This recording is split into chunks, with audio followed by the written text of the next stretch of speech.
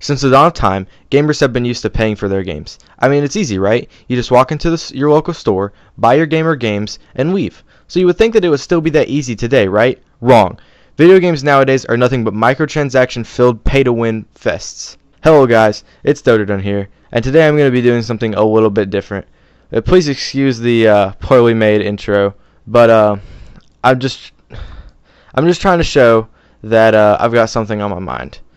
So instead of doing my normal videos where I just do some live commentary and play a game, I'm going to be doing something a little bit different. And I'm going to talk about something that has really been on my mind lately, and I'm sure it's been on a lot of your guys' minds. So I'm going to be talking about microtransactions. That's right, microtransactions, the plague of the video game market right now. You see, developers can think that they can just release a half-made game and say, hey, don't worry, we can put tiny little snippets of content in there to get them to pay us more money. Well, that won't cut it because you see, when I was growing up, all we used to do was we'd go into the store, we'd be like, hey, yo, I want, say, like Legend of Zelda Ocarina of Time. I pay my $30, $40 wherever you're buying it from, and you're done. You have everything there to your disposal. But now, games such as, I don't know, let's just use Mass Effect 3 for example. I know that's an older game, but they shipped they shipped DLC that was already on the disc for you to buy because, oh, we can just give them to give us a little bit more money. Now, these are small examples of microtransactions, but you may be asking, oh, well, what could be worse than that? Well, it all started on the mobile gaming market when Apple released their new App Store, right? You could go on there, you could make a game, and you could publish it for everybody to buy. And, oh, that's great, right? You know, but then you can have free games, right? And this whole thing just started creating a snowball effect where people would make a free game, right? They'd call it free. And I think a good example is the old school Dragon Veil. Like, that basically did what the new iOS Dungeon Keeper is doing, where you could play the game, but it would take forever to get things done. But, oh, you could buy these gems, the second currency, and you could use that to speed your things up. But no, you have to buy it, so literally to pay the game. So it's just a pay to win, and that's stupid, you know. But it's okay because, oh, those are just mobile games, right? Well, no, because those mobile games, people in the AAA industry have been seeing that, oh, they make a ton of money by doing that because people will just throw money willy-nilly because it's easy, right? $1, oh, that's fine, you're not going to pay that, and then later you pay another dollar, and then another, and finally you've sucked like $200 into that game. You know, it's ridiculous.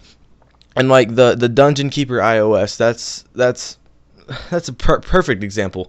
I know everyone's talking about that game. It's literally, they say it's free, but no. Like, some things take up to like 60 hours to do, some blocks. But oh, you could speed that right along if you buy a gem, right? So, like, okay, I'm gonna put the original Dungeon Keeper up and just show you like what this is. This game is awesome. You can build rooms and like make your dungeon, and it's all just for the low price of however much it is now. I don't know, $20 on Gamersgate or GOG or whatever it is. Like, that's awesome, and it's easy, simple. You pay one quick fee and you got the whole game. But no, Dungeon Keeper, you can pay up to $100 is the top amount, the best value. That's terrible. Who wants to buy that? I mean, I'm not going to judge anyone who wants to buy that, but I sure don't want to waste $100 on a stupid little iOS game that labels itself as free. That's ridiculous. You can't do that, okay? But back to what I was saying earlier, the AAA market has started using these tactics too. Like, okay, the lowest example I can think of is Battlefield 4. Okay, Battlefield 4 is a great game. I love Battlefield 4. I play it all the time. Right, but they have battle packs. Now, these battle packs aren't an issue, really, because you can earn them, like, really easily. And what do battle packs do? They basically give you attachments for your guns and gun camos and player camos and knives and just little customization options. And some people go, oh, I can live without that. Well, I mean, it's not the case because you unlock them really easily. But oh, maybe you're trying to get this knife, this rare knife, and getting a battle pack every time you level twice isn't gonna cut it for you, you know. So you go and pay like $30 to buy a bunch of gold battle packs, and you know you may or may not get what you were paying for. You know what I'm saying? Like Madden 15, the Madden Ultimate Team. I love Madden 15. It's a great game, but I hate the Ultimate Team because it's just you go online and there's these people who pay tons of money and get these packs filled with 99 players, just fear the player packs and just all that stuff. And most feared, you know, the Halloween thing, and they destroy you because they paid money over the original $60 price. That's ridiculous. Like, and you know, FIFA is a prime example. I know a lot of people like their FUT game mode, but why would you pay for something that you're not even guaranteed to get, along with the $60 asking price that they're giving you? Like, I've said it once, I'll say it 1,000 times. That's ridiculous, man. I'm not gonna go on there and pay that much to get something I may or may not get. And anyway, so back to Battlefield. So you don't exactly need battle packs because you get them like a lot, but oh, you can speed up your earning by just paying money, and that's stupid because they already.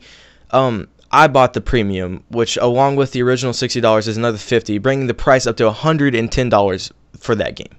But it's worth it because you get a lot of extra content with you get all the expansions for free afterwards. Well, I mean, you're basically buying the premium to get that, but you get a bunch of extra knives and stuff, and that's cool. I like that.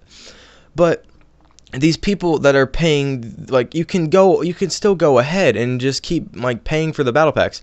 But like I said, it's not a very good example because you don't exactly need the battle packs. But there's another thing you can buy. There's these kit like upgrade things, right? Or like they're quick things. Like, so you can basically say, oh, I'm a new player and I don't like waiting to unlock all the shotguns. So I can go and pay like $5 and get all the shotguns unlocked. Not only taking away hours of content from the game, but also killing the balance of the game because a level 1 already has the best shotgun in the game and he's running around with it. Like, that's stupid. He has to unlock that like everyone else is, but instead they put this stupid, oh, pay money, get it that way. And it's stupid because you're not only robbing yourself of countless hours of game time by doing that, you're also giving the developers money that they already have plenty of. I'm sure a lot of people paid not only for the game but for the premium, which that's $110. Like, millions of people play that game. That's so much money. It's ridiculous. You know, I could live off just $1 million. I can understand they want to make more money to make better games, they say. Okay, and they say, oh, well, some of the business, like some people who are busy, you know, they don't have the time to play so much and being able to pay the money. No, that's stupid. That is stupid. From the very start of video games, people have been putting their time into it. It's not been a big deal. It's not. So why is it becoming a big deal now? I don't get that. And it makes me angry because it's ruining these games that could be amazing, right? These free-to-play games that could be awesome. But no, they say they're free, and you're not going to get anywhere unless you put $200 to $300 into the game to get all this good stuff to be even decent against other people. Because it's not about skill anymore. Is one thing that a lot of people are saying. It's not about the skill, it's just about how much money you have.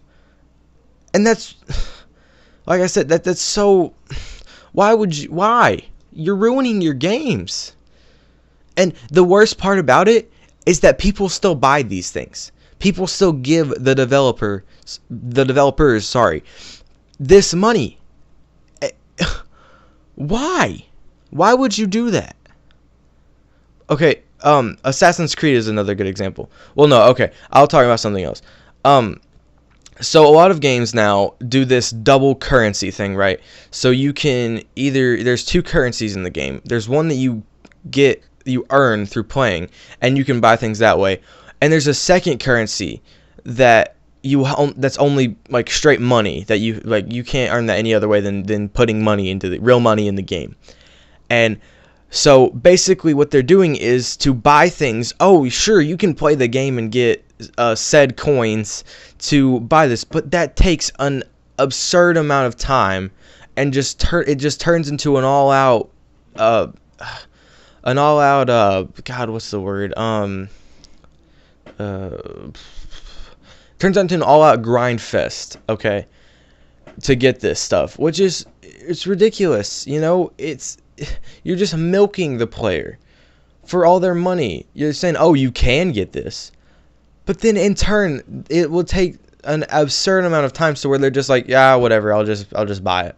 And not on top of that, usually there's stuff in the stores that you can't even get unless you pay money, and that's stupid.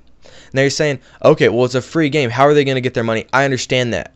But when you charge prices that get up to $100, that's where you draw the line. Because you can keep paying that money repeatedly.